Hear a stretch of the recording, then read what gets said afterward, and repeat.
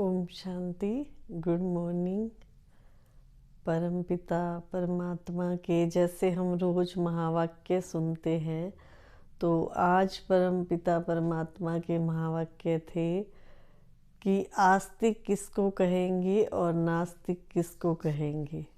अभी तक तो हम ये सुनते आए थे कि आस्तिक माना जो भगवान को मानता हो और नास्तिक माना जो भगवान को नहीं मानता।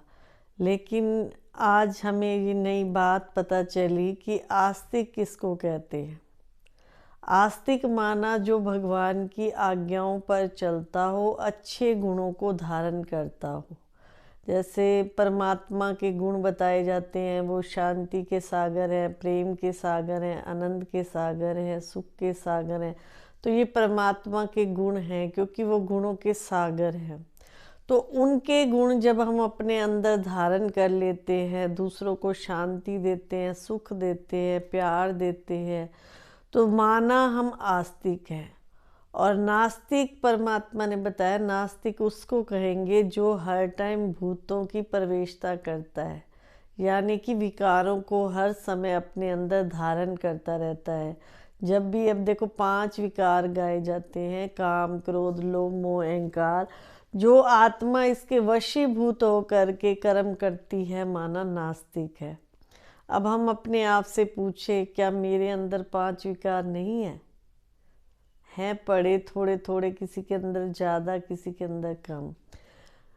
क्रोध भी देखो 1 मिनट में आ जाता है। किसी ने थोड़ा सा कुछ कहा और हम 1 मिनट में क्या हो जाते हैं, गुस्सा आ जाता है। तो उसका कारण उस समय ये सोचो कि मेरे अंदर क्या हो चुकी है, भूत की प्रवेशता हो चुकी है।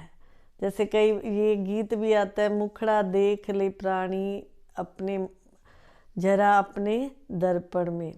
तो उस समय हमको एकदम से ये भी नहीं मन में आता कि हाँ मुझे गुस्सा आ रहा है, मुझे शांत होना है।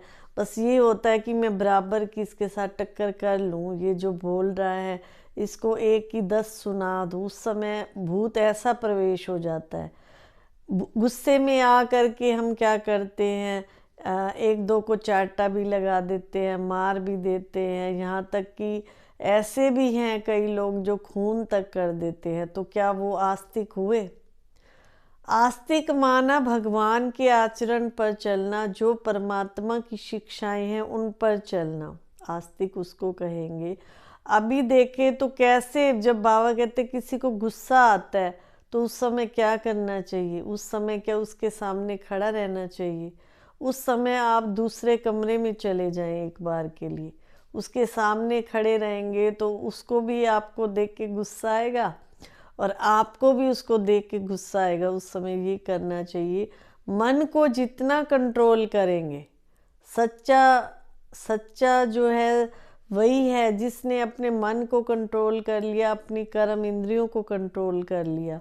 मुख्य जो है 5 कर्म इंद्रियां हैं, आँख, नाक, कान, मुख, हाथ और पाँव। ये इसके द्वारा हम पूरे दिन जो है कार्य भी करते हैं, इसके द्वारा हम सब कुछ करते हैं। आँखें जो हैं अच्छा भी देखती हैं, बुरा भी देखती हैं। कान अच्छा भी सुनते हैं, बुरा भी सुनते हैं। ये मुख है, अच्छा भी खाता है, बुरा भी खाता है। और हाथ है, हाथ भी, हाथों के द्वारा हम अच्छा कर्म भी करते हैं, बुरा भी करते हैं। पाँव हमको जहाँ ले जाते हैं वहाँ चलते हैं। तो सच्चा सारथी कौन सा है? सच्चा सारथी वही है जो अपने मन रूपी घोड़े की लगाम सदा अपने हाथ में रखे, मन को हर समय यही समझाए कि हे मन, तुझे क्या करना है, तुझे क्या देखना है, क्या बोलना है। अभी हमको पता भी नहीं चलता है, जो आया बोल दिया। और कानों ने जो आया, मान लो आधा घंटा किसी की बुराई में बैठे हैं, निंदा करने बैठे हैं, तो उसकी बुराई करते रहेंगे। तो क्या मेरे कान कंट्रोल में हैं? क्या मेरा मुख कंट्रोल में है? क्या मेरी आंखें कंट्रोल में हैं? तो सच्चा सारथी वही है जो अपने आप की ये सारी कर्म इंद्रियों को कंट्रोल में रखता है। ये कलयुग का समय ऐसा चल रहा है जहाँ हमें हर कदम संभल के चलना है। ऐसे कदम कदम पे परीक्षाएं आती हैं। भगवान के जो बच्चे बन जाते हैं उनको हर समय परीक्षाओं से गुजरना होता है। कभी तो मन बड़ा खुश हो रहता है कि आज मेरा मेडिटेशन बहुत अच्छा हुआ, बाबा से कनेक्शन बहुत अच्छा जुड़ा, और कभी माया ऐसे अपनी तरफ खींच लेती है, थोड़ा सा किसी ने कुछ कह दिया तो हमारा मन उदास हो जाता है। तो बाबा कहते सच्चा योगी वही जिसने अहंकार को मारा हो। तो हम ऐसे योगी बन जाए, ऐसे फरिश्ते बन जाए जो हर तरह की परिस्थिति को हम पार करते हुए, हनुमान जैसे जो है कैसी भी परिस्थिति आती थी बजरंगबली के आगे तो वो हमेशा उसको पार कर लेते थे। लेकिन पार कैसे करते थे? जय श्री राम करके। जब भी उनके आगे कोई परिस्थिति आती थी तो जय श्री राम का वो नारा लगाते थे और हर परिस्थिति को पार कर लेते थे। तो ऐसे बाबा भी कहते हैं कि अगर तुम्हारे पास कोई परिस्थिति आती है, एक बार दिल से पुकारो मेरा बाबा। मेरा बाबा बोलते ही वो परिस्थिति क्या हो जाएगी? भाग जाएगी। लेकिन अंदर से निश्चय कितना है? निश्चय वाले के ही बेड़े पार है। ऐसे नहीं ऊपर ऊपर से बोल दिया मेरा बाबा और अंदर से कुछ और है, संकल्प डावाडोल है, तो उसमें भी भगवान हमारी नहीं सुनता है। छोटी छोटी बातें आती है, घर गृहस्थ में रहते हैं तो कभी बहुत खुश हो जाते हैं, कभी बहुत उदास हो जाते हैं। लेकिन बाबा ने हमें ऐसी युक्ति बताई है कि जब भी मन उदास हो तो बाबा के जो हम महावाक्य सुनते हैं उसको हम मुरली कहते हैं। तो मुरली में हमारे मन का जवाब आ जाता है। कहते हैं ना, गोपियाँ इतनी मस्तानी थी, कृष्ण की मुरली की दीवानी हो जाती थी, सब कुछ सुध बुध भूल जाती थी।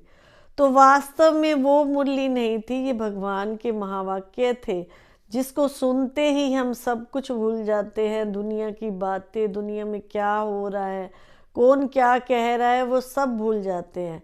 ऐसी बाबा की जादूगरी ये ज्ञान की मुरली है जो हम अपना मतलब अभी अभी हमने कुछ सुना, बाबा की मुरली का प्रश्न उत्तर भी पढ़ लो और वरदान भी पढ़ लो, उससे ही मन को संतुष्टता आ जाती है। आज जो मैंने आपको बताया कि आस्तिक और नास्तिक, ये आज की मुरली का क्वेश्चन था कि आस्तिक किसको कहते हैं, नास्तिक किसको कहते हैं। आस्तिक माना भगवान की श्रीमत प्रमाण, जो वो उनके गुण हैं उन पे चलना, और नास्तिक माना हर टाइम माया रूपी भूतों को अपने अंदर प्रवेश करते रहना। तो ऐसे हर कदम पर अपना ध्यान रखना है कि कहीं हमें माया डगमगा ना दे, आंखें हमें धोखा ना दे दे, मुख किसी को बुरा ना बोले, हाथों के द्वारा हम कोई बुरा काम ना करें, तब कहेंगे हम सच्चे सच्चे महावीर हैं, परमात्मा के बच्चे हैं। ओम शांति।